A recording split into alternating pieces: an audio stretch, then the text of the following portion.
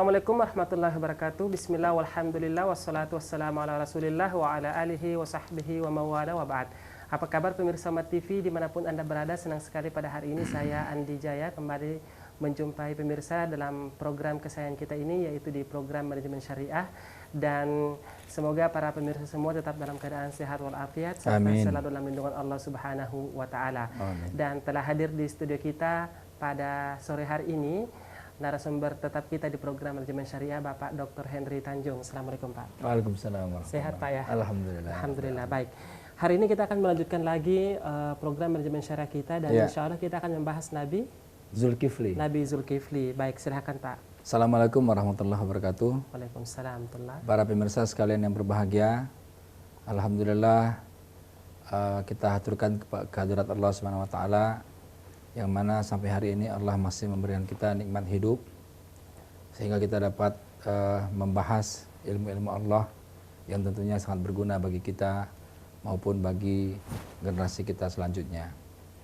Pada kali ini kita akan membahas tentang kisah Nabi Zulkifli, yang nanti kita akan mengelaborasi bagaimana kiat-kiat Nabi Zulkifli dalam memimpin rakyatnya, karena Nabi Zulkifli adalah seorang nabi yang juga seorang raja.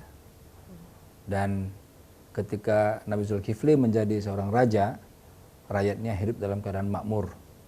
Nah, ini kemudian menjadi penting bagi kita, ya, apalagi pada saat kondisi negara dalam keadaan yang tidak baik misalnya, maka ini menjadi inspirasi bagi para pemimpin untuk bagaimana melakukan sesuatu, ya, untuk mensejahterakan rakyatnya. Nah, ini kisah Nabi Zulkifli ini, ya, itu kemudian banyak kita temukan dalam beberapa literatur, dan kemudian di dalam Al-Quran kisah ini dapat kita lihat dalam surat Al-Anbiya, ya, surat yang ke-21, ayatnya ayat 85 sampai 86, ya.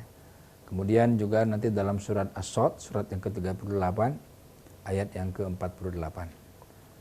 Para pemirsa sekalian yang ada di rumah, mungkin boleh membuka Al-Qur'annya, dan mari kita lihat bersama-sama Al-Qur'an surat Al-Anbiya, surat yang ke-21, ayat 85 dan ayat 86.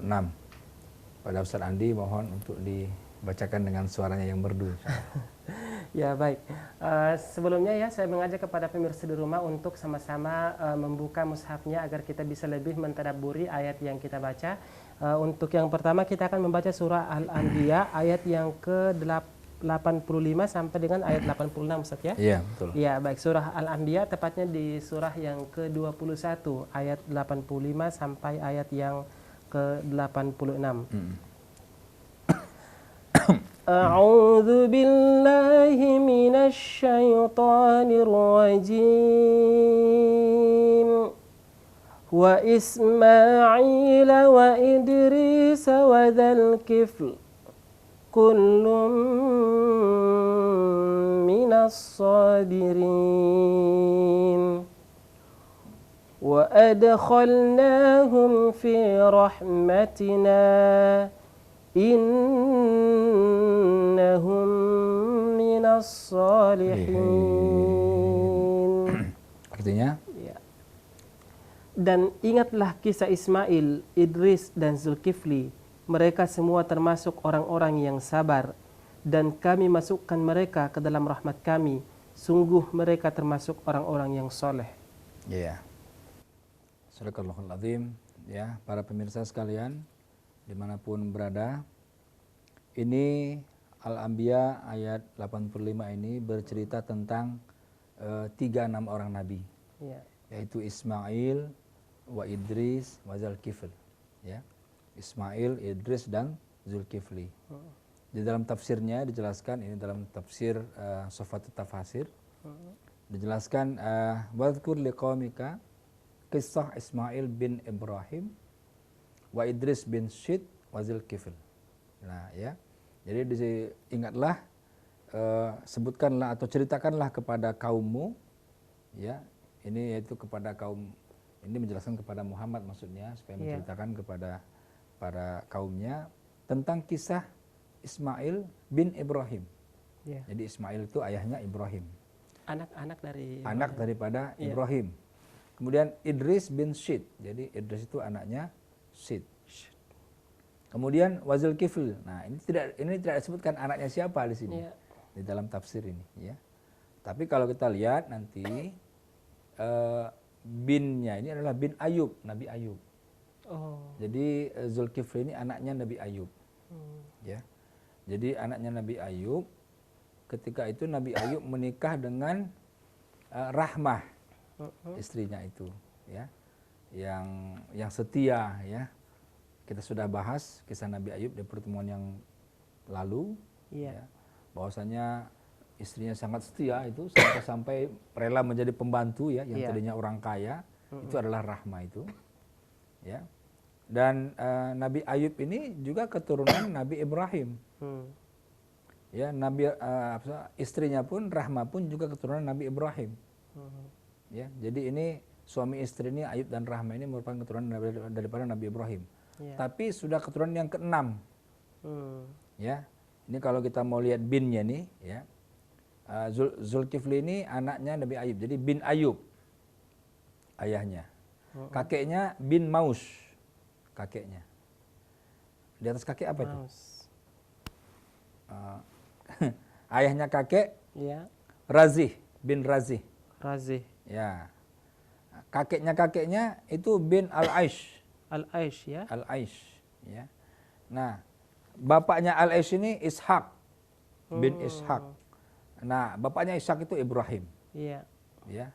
Jadi Zulkifli bin Ayub bin Maus bin Razih bin Aish bin Ishak bin Ibrahim. Jadi sampai keturunan ke-7 ketemu dengan Ibrahim, ya. Dengan Ishak pun ketemu. Iya. Pada keturunan yang ke-6. Kemudian istrinya Rahmah itu binti Afrasin. Jadi anak daripada Afrasin. Afrasin ini bin Yusuf. Anaknya Nabi Yusuf. Nabi Yusuf, ya. Nabi Yusuf. Ya, bin Afrasin ini bin Yusuf, anaknya Nabi Yusuf. Yusuf bin Yakub, anaknya Iya. Nabi Yakub. Yakub bin Ishak, anaknya Nabi Ishak. Iya. Ishak bin Ibrahim. Jadi ketemu Ketemunya lagi di di Nabi Ishak, ketemu Ishak, lagi di ya. Nabi Ibrahim, ya. Nah, kita juga sudah bahas pada pertemuan yang lalu Nabi Ishak itu anaknya 2, Ish dan Yakub. Ya. Nah, dari keturunan Nabi Yakub itu Rahmah, dari keturunan Ish itu Ayub. Ya, jadi ini kalau dirunut jadi kawin berapa itu? Kawin saudara tapi sudah jauh sekali. Iya, kemarin sempat disebutkan ketika kita membahas Nabi Yakub, kemudian menikah dengan Rahil. Rahil, ya. Rahil yang kemudian sangat cantik sekali. kemudian Lahirlah melahirkan Yusuf. Ya. Nah, Yusuf ini punya anak namanya Afrasin. Afrasin ini punya anak itulah Rahmah. Yang menjadi ibunya Zulkifli atau istrinya Nabi Ayub. Iya, iya. Ya. Nah, jadi Ayub dengan Rahmah ini itu kemudian melahirkan yang bernama Bashar atau Basran. Itu nama aslinya Zulkifli. Nah, kenapa namanya Zulkifli nanti kita akan jelaskan. Kenapa namanya Zulkifli, ya. Iya. Nah, kemudian kita teruskan ayatnya. Kullu minas sabirin, ya. Nah, mereka bertiga itu Ismail, Idris, Zulkifli itu termasuk orang-orang yang sabar, ya. Kullu, ya, min haula'i, ya. Jadi al-anbiya min ahlil ihsan was sabr. Ya, mereka adalah ahli kebaikan dan ahli kesabaran.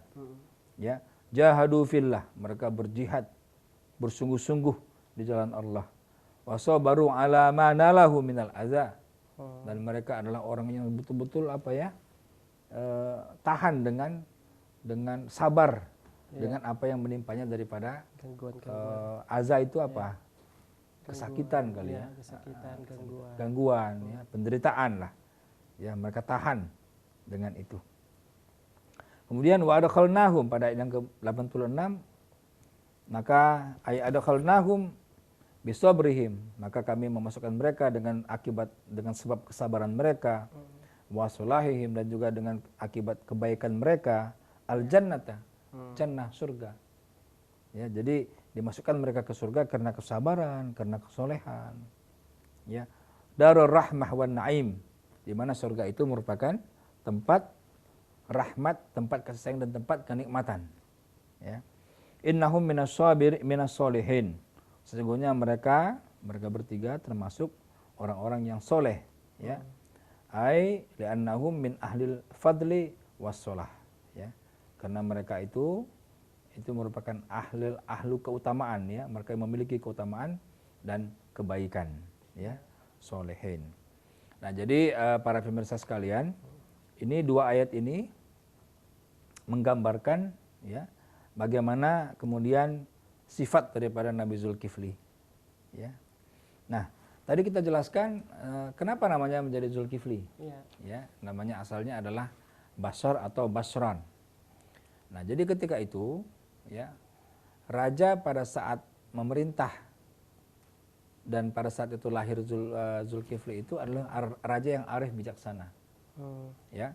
Nah, di dalam sebuah literatur disebutkan bernama Ilyasa, Nabi Ilyasa. Nabi Ilyas, ya, waktu itu. Raja ketika Nabi Ayub itu. Nah, kemudian Nabi Ilyasa ini sudah tua dan tidak punya pengganti, dan dia kemudian mengumpulkan rakyatnya, kemudian dia buatlah pengumuman kepada rakyatku, aku sudah tua dan aku akan mengangkat seorang raja. Tapi syaratnya ini yang berat, 3 syaratnya. Pertama, dia harus berpuasa di siang hari. Ya. Kemudian yang kedua, dia harus bangun di malam hari untuk ibadah. Yang ketiga, dia harus dapat menahan marah. Nah, 3 ini, ya. Nah, mendengar saat ini tidak ada yang berani di antara rakyatnya yang mengacungkan tangan untuk menjadi pengganti raja ini. Nah, seorang pemuda yang bernama Basar inilah yang kemudian mengacungkan tangan, mengatakan saya sanggup. Ya. Dengan syarat mampu berpuasa di siang hari, kemudian bangun di malam hari untuk ibadah, kemudian menahan marah, sabar dan mampu menahan marah. Ya, nah 3 itu. Nah, kemudian dengan itu diangkatlah dia kemudian menjadi raja, dan setelah memang betul, ya, dia dengan janji itu dia terus melakukan amalan-amalan tadi, meskipun dia sebagai seorang raja dia terus melakukan itu, dan sampai meninggal raja Ilyas pun dia terus melakukan seperti itu, ya. Nah, sampai kemudian rajanya itu jadi rakyatnya menjadi makmur, ya. Nah, itulah kemudian namanya menjadi Zulkifli, ya. Kifli itu kan dari kafala. Kafala, ya. Memenuhi gitu, memenuhi, ya. Betul. Memenuhi syarat-syarat yang syarat-syarat. tadi. Nah, berarti Zulkifli lah yang orang yang memenuhi syarat-syarat tersebut. Nah, itulah. Nah, padahal nama aslinya bukan Zulkifli. Tadi disebutkan Bashar, ya. Bashar, ya. Nah, nama Zulkifli juga itu disebutkan juga pada surat yang lain, As-Sod. Coba lihat surat As-Sod. Kita buka sama-sama, ya. Ya, kita buka sama-sama pemirsa di rumah sekalian. Kita buka bersama-sama surat Sod. Surah yang ke-38, ayatnya ayat 48. Ayat 48. Baik. Ya. Mungkin silakan bisa dibaca. Ya, pemirsa di rumah juga boleh mengikuti, ya, bacaan kita di surah Sod, surah 38 ayat yang ke-48. Iya. A'udzu billahi minasy syaithanir rajim. Wadhkur Ismaila wal Yas'a wa dzal kifl wa kullum minal akhyar. Ya. Yang artinya, dan ingatlah Ismail, Ilyasa dan Zulkifli, semuanya termasuk orang-orang yang paling baik. Iya. Ya. Jadi di situ disebutkan siapa tadi? Ismail, Ilyasa dan Zulkifli. Nah, jadi urutan, ya. Jadi urutan itu zaman juga. Jadi tadi yang ini kan rajanya kan Ilyasa tuh. Iya. Ya, penggantinya adalah Zulkifli. Nah, jadi penyebutan dalam Al-Qur'an itu memiliki makna. Seperti tadi Ibrahim, Ismail, ya, itu memiliki makna dia. Iya. Ya. Nah, jadi di sini kita lihat Zulkifli itu memiliki apa sifatnya? Akhyar. Ya. Nah, akhyar itu apa? Orang yang terpilih. Iya. Terpilih karena apa? Karena mereka paling baik lah. Jadi kalau namanya kita memilih kan berarti yang paling baik yang kita pilih. Iya. Namun Ya, Yasa ini bukan nabi ya, Ustaz. Ilyasa nabi. Oh, Nabi Ilyas. Nabi ya. Ilyas, Ini Ilyasa. Iya, Ilyas. Ada, Ya, Nabi ada dua Ilyas, nabi iya. kan, ada Nabi Ilyas, ada Nabi Ilyasa. Dan ini pernah kita bahas ya Pernah waktu kita itu, bahas, ya, cuman ketika- tidak banyak karena nama Ilyasa itu Mm-mm. tidak banyak keterangannya dalam Al-Qur'an. Mm-mm. Berarti yang menjadi raja pada saat itu adalah Nabi Ilyas. Nabi Ilyasa, bukan Nabi Ilyas. Ilyasa. Maksudnya Nabi Ilyas gitu, Iya, bukan? nabi. Nabi Ilyas. Iya. Mm-mm. Tapi namanya Yasa gitu. Bukan, nabi itu ada dua, ada Ilyas, ada Ilyasa. Oh gitu. Iya. Oh iya. Nah, Baik. ya. Mm-mm. Jadi di situ maksudnya. Jadi yang di sini yang Ilyasa. menjadi raja sebelum Zulkifli adalah Ilyasa. Ilyasa, bukan Ilyasa, Ilyas, bukan Nabi Ilyas. Ilyas ya. Bukan Ilyasa. Baik. Ya. Nah, jadi kalau di sini kita lihat ya. Nah, pertama tadi kita lihat sifatnya Nabi Zulkifli itu pada surat Al-Anbiya tadi ayat 8586 sifatnya dua di situ. Pertama sabar, yang kedua saleh. Itu kemudian disebutkan sabar dan soleh. Nah, yang surat As-Sod itu dia punya sifat lagi, itu sifat yang berbuat baik, ya terpilih karena dia berbuat baik, ya. Jadi kebaikan saja yang dilakukan itu, ya kebaikan saja. Jadi bahkan di dalam literatur itu masa kecilnya itu yang orang tahu dari seorang pemuda Basar ini adalah kebaikan-kebaikan aja, ya. Nah, itu. Jadi tiga sifat tadi itu, ya, itu yang kemudian membawa, ya, dengan sifat ini sabar, saleh, dan berbuat baik ini, ini yang kemudian membawa dia menjadi seorang raja tadi, ya, karena pertama sabar dia tidak menahan marah, saleh ini ibadah, ya, jadi siang puasa, malam itu bangun, ya, bangun tahajud.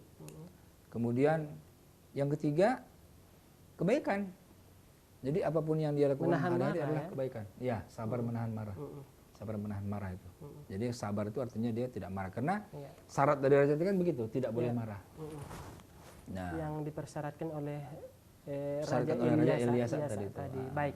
Kita akan membahas lebih terperinci lagi ya bagaimana sifat-sifat yang atau kemuliaan lain yang dimiliki oleh seorang Nabi Zulkifli ya. Setelah jeda pariwara berikut. Pemirsa jangan kemana-mana, kami akan segera kembali setelah jeda pariwara berikut.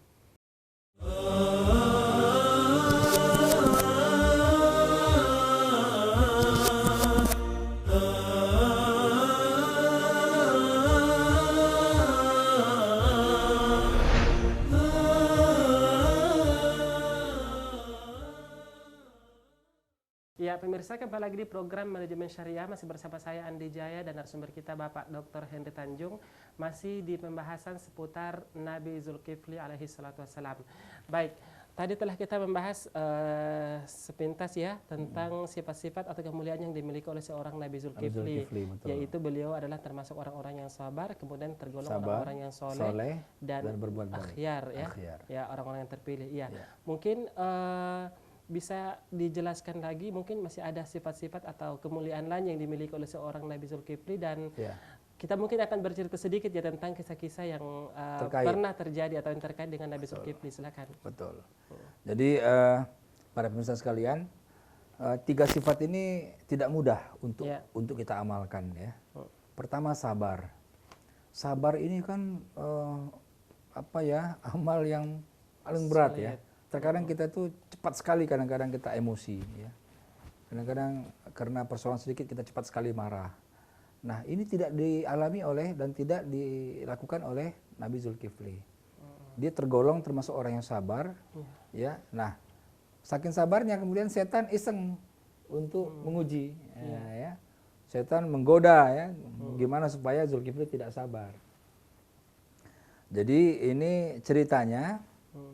Kan kalau siang itu kan Zulkifli puasa, malam dia tidur karena untuk bangun malam, jadi tidurnya cepat. Nah, suatu ketika pas dia mau tidur, datanglah seorang musafir, itu setan sebenarnya, tapi menjelma sebagai seorang tua dan dia musafir, tujuannya untuk mengganggu waktu tidurnya Nabi Zulkifli. supaya dia tidak bisa bangun malam ibadah, kira-kira gitulah. Ya, diganggu, kemudian dipersilakan masuk, kemudian dia minta untuk berdiskusi, ya. Nah, dia punya masalah dan dia ingin supaya Nabi Zulkifli yang memecahkan masalahnya. Kemudian Nabi Zulkifli mengatakan, oke, kalau itu masalah Anda, nanti saya punya penasehat yang akan memberi Anda nasihat. Nah, setan ini nggak mau kan? Nah, karena tujuan dia untuk menggoda Nabi Zulkifli.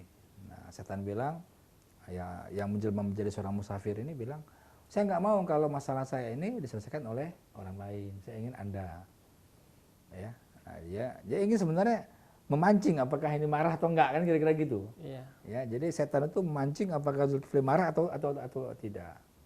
Kemudian dia bilang, oke, kalau gitu silakan. Jadi diapakan. Nah, kemudian kata Nabi Zulkifli, oke lah, kalau gitu nanti kita ketemu besok malam. Ya. Nah, kemudian besok malamnya dia nggak datang.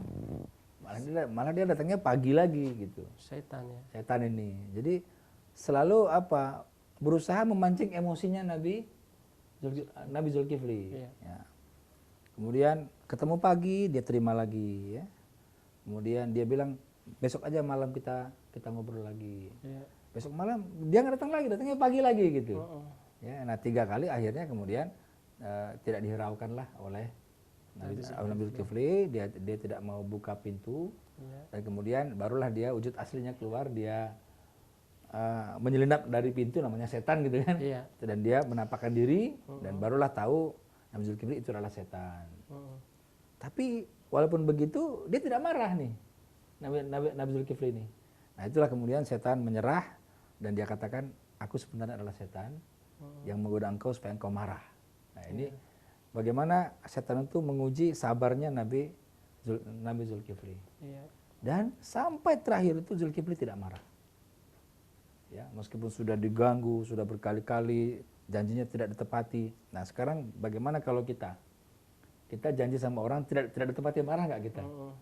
Ya, sekali kita mungkin masih oke, kedua kali mungkin kita sudah marah, 3 kali mungkin sudah marahnya luar biasa. Nah, jadi para pemirsa sekalian, bagaimana setan menguji kesabaran daripada Nabi Zulkifli ini dengan dengan berbagai upaya, ya, dengan berbagai upaya.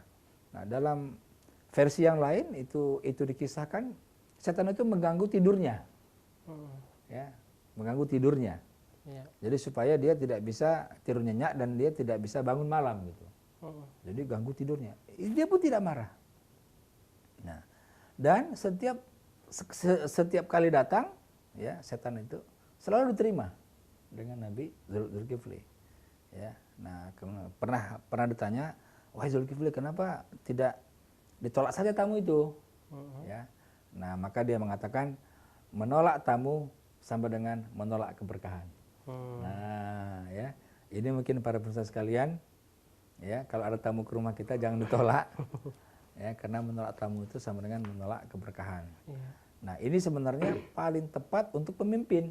Ya, pemimpin, karena tamu-tamu yang datang ke rumah itu kadang-kadang dia punya persoalan. Ya, dia punya persoalan dan dia butuh persoalannya diselesaikan.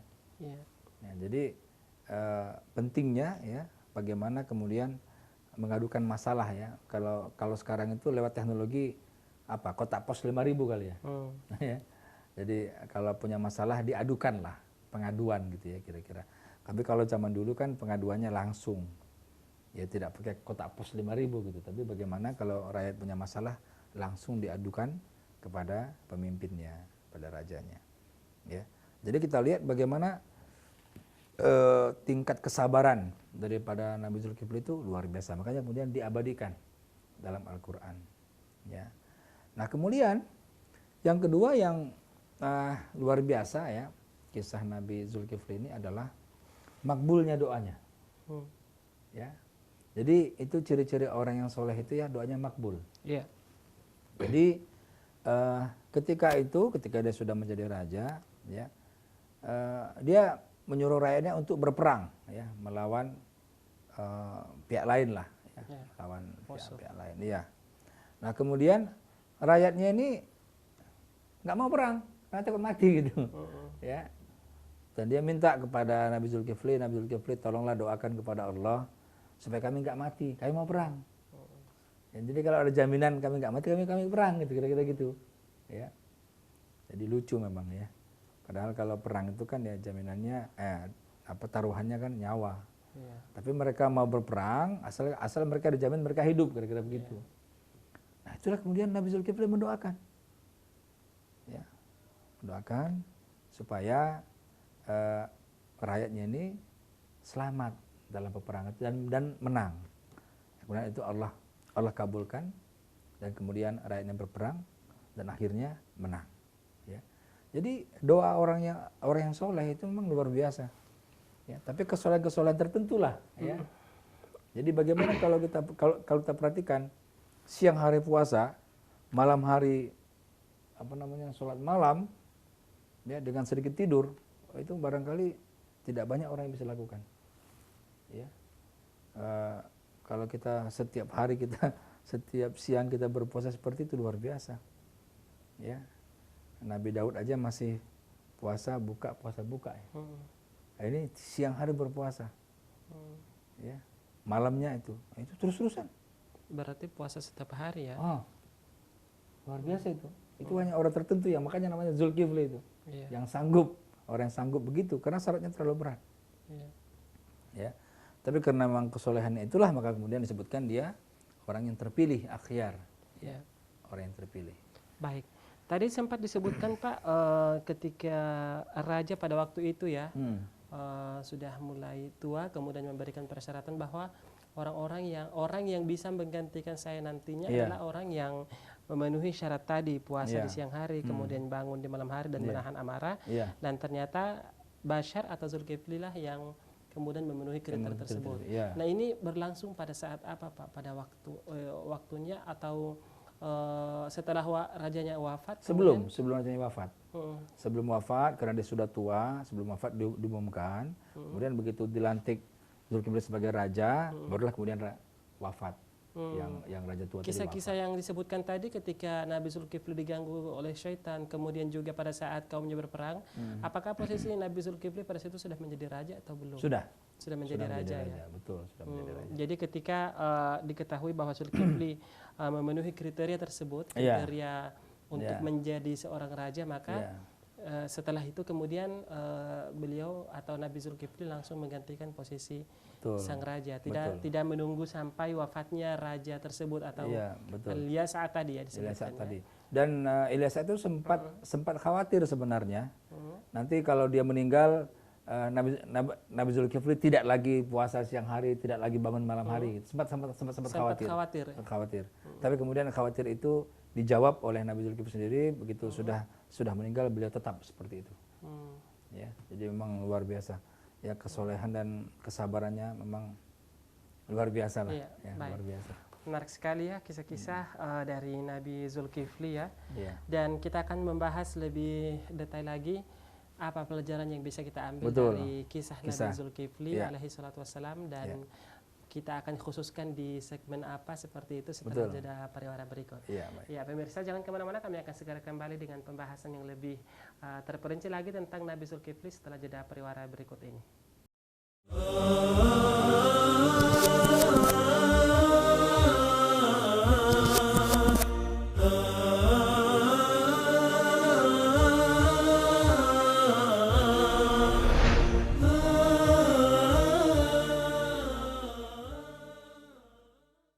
Ya, pemirsa, kembali lagi di program Manajemen Syariah, masih bersama saya Andi Jaya dan narasumber kita Bapak Dr. Henry Tanjung, masih dengan pembahasan atau dengan tema belajar manajemen dari kisah Nabi Zulkifli alaihi salatu wassalam. Baik, kembali ke Pak Henry ya. Tadi kita sudah sebutkan beberapa ayat dari Al-Quran yang terkait dengan kisah-kisah atau sifat yang dimiliki oleh Nabi Zulkifli. Kemudian juga kita telah membahas sedikit kisah-kisah yang pernah terjadi ya ketika Nabi Zulkifli memerintah ataupun sebelum memerintah pada waktu itu. Baik, sekarang kita akan ingin mengetahui manajemen apa yang bisa diambil dari kisah Nabi Zulkifli alaihi salatu wassalam? Iya. Silakan Pak Henry. Ya, jawabannya adalah manajemen pemerintahan. Manajemen pemerintahan Betul. ya. Jadi tidak sedikit, tidak banyak nabi yang menjadi raja. Iya. Tapi di antaranya yang menjadi raja adalah Nabi Zulkifli ini. Iya. Dan ketika dia menjadi raja, itu sangat dicintai rakyatnya makmur ya. Nah, apa rahasia-rahasianya? Iya. Nah, inilah yang akan kita bahas ya. Manajemen pemerintahan. Nah, rahasianya ya, ketika itu kemudian Zulkifli melakukan 3 hal. Ya. Zulkifli mengajak rakyatnya itu kepada 3 hal. Ya. Pertama adalah mengajak kepada tauhid. Ya. Yang kedua adalah mengajak kepada ibadah. Ya, dan yang ketiga adalah mengajak kepada zakat. Ya. Pada waktu itu memang sudah ada pensyariatan zakat. Sudah. Sudah. Ya, jadi zakat itu makan dari nabi pertama juga sudah ada itu, karena muslim semua. Ya. Cuman modelnya beda ya. Jadi aturan-aturannya yang beda ya. Betul. Baik. Nah, jadi kalau kita lihat di sini tiga ajakan atau 3 instrumen atau 3 himbauan atau 3 jurus yang dilakukan oleh Nabi Zulkifli ini. Pertama adalah tauhid. Ya. Nah, kenapa tauhid ini menjadi sentral? Ya. Karena tauhid ini kan tidak mensyirikatkan Allah. Ya. Dan semua nabi itu ajakannya tauhid. Semua nabi. Ya, tidak terkecuali nabi apapun tidak ada yang mengajak untuk menyembah berhala, tidak ada yang mengajak untuk menyembah tuhan-tuhan yang lain. Semuanya mengajak kepada satu. Ya. Nah, apa konsekuensinya? Konsekuensi tauhid kan sebenarnya sederhana. Kalau dalam Al-Ikhlas itu kul huwallahu wahad. Katakanlah Allah itu satu. Tauhid kan. Jadi tauhid itu kan dari ahad ya. Ahad, wahad. Mensatukan ya. Allah, mengesakan Allah. Nah, apa konsekuensinya? Allahus Samad. Allah tempat meminta. Jadi kalau kita mengakui Allah itu esa, kalau tauhid kita benar, maka apapun persoalan yang terjadi, kita minta kepada Allah. Nah, itulah yang diinginkan oleh Zulkifli kepada rakyatnya.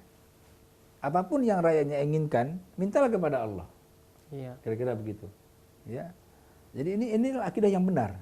Ya. Tidak meminta kepada selain Allah, tidak meminta kepada paranormal, kepada dukun dan sebagainya. Tapi mintalah kepada Allah, tidak minta juga kepada kuburan. Ya. Ini penting sebagai apa? Sebagai satu filter ya, satu istilahnya itu penyaringan dulu. Jadi bagaimana supaya hubungan dengan Allah itu baik? Itu adalah tauhidnya dulu yang dibereskan. Ya. Dibuang segala sifat syirik itu, tauhidnya beres, ya. Hanya kepada Allah lah tempat meminta. Makanya dalam Al-Fatihah kita juga mengatakan ya, iyyaka na'budu. Ya, hanya kepada Engkau lah kami menyembah. Wa iyyaka nasta'in. Hanya kepada Engkau lah kami mohon pertolongan. Na'budu wa nasta'in itu kan sebenarnya konsep tauhid. Ya kan? Nasta'in. Jadi apapun yang kita minta ya, itu hanyalah kepada Allah Subhanahu wa taala. Ya. Jadi artinya lewat konsep yang pertama ini Nabi Zulkifli ingin kepada rakyatnya itu, apapun persoalan rakyatnya, mintalah kepada Allah. Di sini. Ya. Nah, jadi kalau kemudian mereka sudah beriman, imannya benar, nah berlakulah rumus itu kan. Jadi seandainya lau amanu ahlul qura wattaqau kan gitu ya. La fatahna alaihim barakatim minas sama wal ard kan gitu. Seandainya penduduk kampung beriman dulu kan. Nah, iman dulu. Ini yang dibereskan oleh Nabi Zulkifli. Imannya benar dulu. Wattaqau dan bertakwa. Nah, kalau sudah bertakwa itu nanti sudah ada proses dia ibadah itu. Ya, sebab kalau orang yang beriman saja baru dia beriman ya yakin kepada Allah tapi belum dia melaksanakan ibadah itu dia belum masuk kategori takwa kan. La fatahna alaihim barakatim minas samai wal ard. Dibuka rezeki itu dari langit dan dari bumi. Sebaliknya kalau tidak Allah tutup pintu, tutup dari langit, tutup dari bumi, gitu ya. Nah ini ajakan dia pertama, karena Zulkifli sangat yakin masalah keberkahan, masalah rezeki itu bukan hanya persoalan dunia, itu juga terkait dengan persoalan ketuhanan. Ya. Jadi negara itu baik atau tidak juga termasuk dengan persoalan ketuhanan. Iya. Kalau itu benar, tauhidnya benar, Allah akan Iya. bukakan rezeki dari mana saja. Ya, itu yang pertama. Ya, dan Yang ini kedua, sangat prinsip Ustaz sangat ya. prinsip. Sangat prinsip karena seperti yang ayat yang telah disebutkan tadi, lau amanu ahlul qura wattaqau la fatahna alaihim barakatim minas samai wal ardh. Maka ini janji Allah tentunya, apalagi kita yang di zaman sekarang ya sudah ada petunjuk kita Al-Qur'an. Betul. Allah sudah menjelaskan secara tegas dan sangat jelas bahwa jika penduduk negeri itu beriman kemudian bertakwa, maka sungguh ya la fatahna alaihim barakatim minas samai wal ardh, berkah dari langit dan bumi. Dan betul. Juga kesyirikan atau lawan dari tauhid ini adalah penyebab malapetaka. Bencana yang ada di mana-mana semuanya datang dari kesyirikan yang kita lakukan. Dan inilah kemudian yang pertama kali ditanamkan oleh Nabi Zulkifli kepada rakyatnya pada saat itu, yaitu adalah bertauhid dulu. Ya, karena tauhid adalah sesuatu yang prinsip, kurang lebih seperti itu, Pak ya. Betul. Baik. Yang kedua, ibadah. Nah, kenapa dia mampu meyakinkan rakyatnya untuk beribadah bagus? Karena dia sudah mencontohkan diri. Iya. Gitu ya. Dia sudah mencontohkan, aku ini sudah ibadah loh. Aku malam tuh bangun, aku siang tuh puasa. Iya. Ya. Jadi gini ya. Yang paling tepat untuk beribadah yang baik itu adalah pemimpin sebenarnya. Jadi semakin tinggi pucuk pimpinan, semakin tinggi level pimpinan, itu hendaknya semakin banyak ibadahnya. Semakin banyak ibadahnya seperti ini. Ya. Bila perlu malam itu panjang sekali ibadahnya, meminta betul kepada Allah. Ya. Nah, ini yang diajak himbau kepada rakyatnya untuk berbuat seperti itu, dan rakyatnya pun mau melakukan. Kenapa? Dia lihat rakyatnya juga seperti itu gitu. Ya, itulah makanya rahasia ketika itu kenapa kemudian Nabi Ilyas itu membuat syarat-syarat itu. Ya, penggantiku nanti harus bisa puasa siang hari, bangun di malam hari. Itu apa? Dalam rangka untuk kalau rajanya sudah seperti itu, maka ketika dia menghimbau rakyat juga akan mau. Jadi memang harus teladan dari seorang pemimpin juga. Teladan dari seorang pemimpin. Ini yang kurang sebenarnya kalau kita bicara konteks hari ini. Ya kan? Nah, jadi sebenarnya yang paling diminta untuk beribadah baik ya, untuk berlaku baik itu adalah pemimpin. Karena apa? Karena kebijakan seorang pemimpin itu akan menentukan. Nah, kalau dia pemimpin itu tidak soleh, ya, tidak takwa kepada Allah, maka kebijakannya pun akan menggambarkan tidak soleh, tidak takwa. Ya. Tapi kalau pemimpinnya soleh, takwa, maka kebijakannya pun akan pro pada takwa gitu. Ya. Ya, jadi mungkin istilahnya bukan lagi pro orang miskin ya, tapi pro orang takwa maksudnya gitu kan. Jadi harus kita berani itu merubah kebijakan-kebijakan itu gitu ya. Jadi artinya apapun yang kita ambil merupakan sebuah kebijakan itu dalam rangka mengajak orang untuk berbuat takwa. Iya, pola pikir pemimpin harus mengarah ke situ ya Pak ya. Mengarah ke situ baru berubah. Ya. Nah, jadi tauhid ya, sikap, keyakinan, kemudian ibadah, amal hari-hari. Nah, terakhir zakat. Nah, zakat ini sudah bicara kesejahteraan. Ya, kalau dalam negara itu sudah bicara fiskal, bicara APBN nih. Ya, anggaran pendapatan belanja negara sudah nih. Ya, pemasukan negara mana, pengeluarannya apa, itu sudah bicara itu.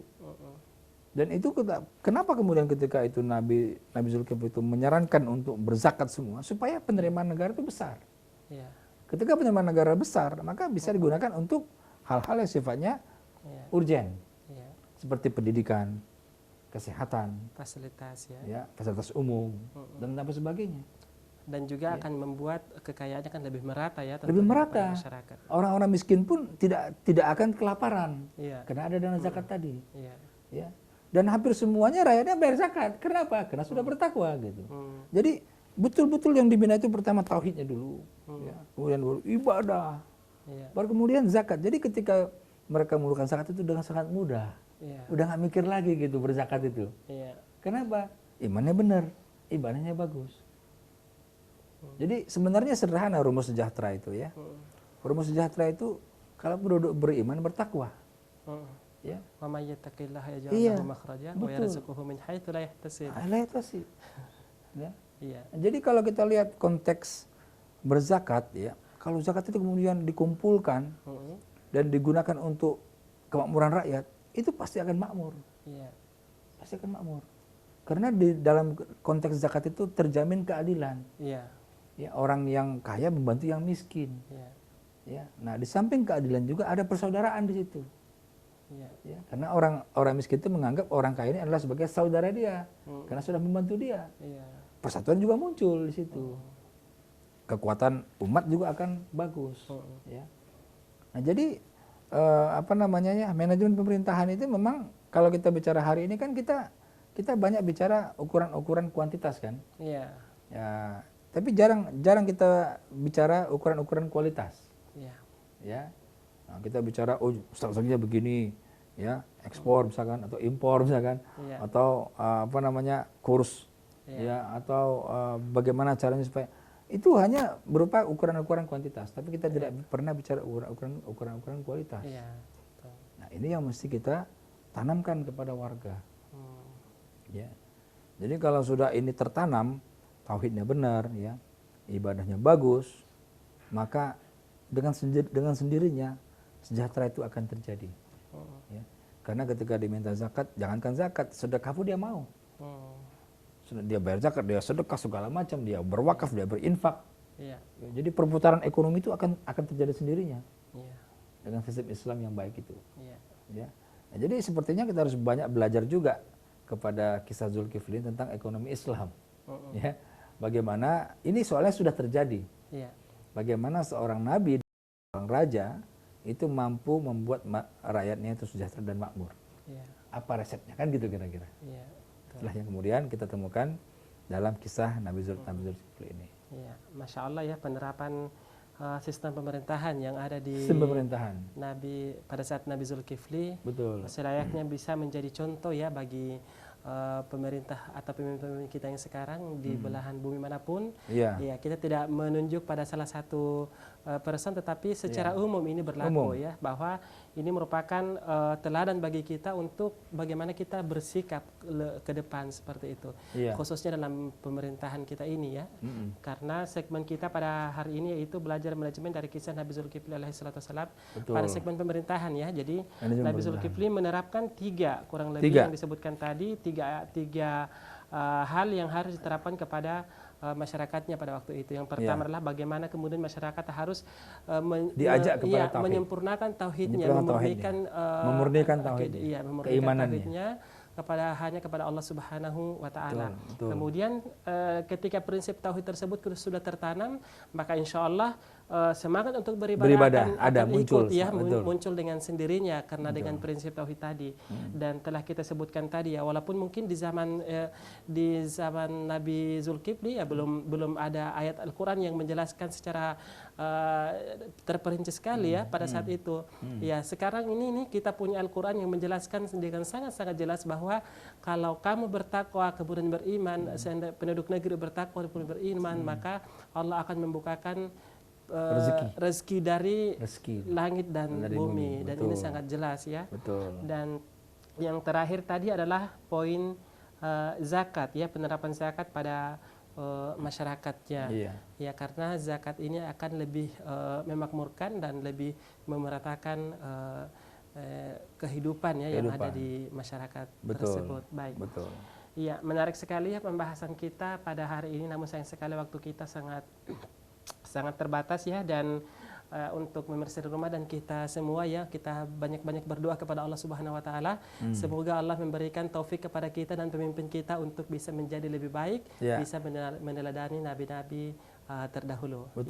Ya, semoga tayangan manajemen syariah kita ini bermanfaat bagi kita semua pemirsa ya, dan sayang sekali waktu kita sangat terbatas. Akhir kata saya Andi Jaya dan narasumber kita Bapak Dr. Heri Tanjung mohon undur diri dan mewakili seluruh kru yang bekerja pada hari ini mengucapkan terima kasih yang sebesar-besarnya. Wassalamualaikum warahmatullahi wabarakatuh. Waalaikumsalam warahmatullahi wabarakatuh.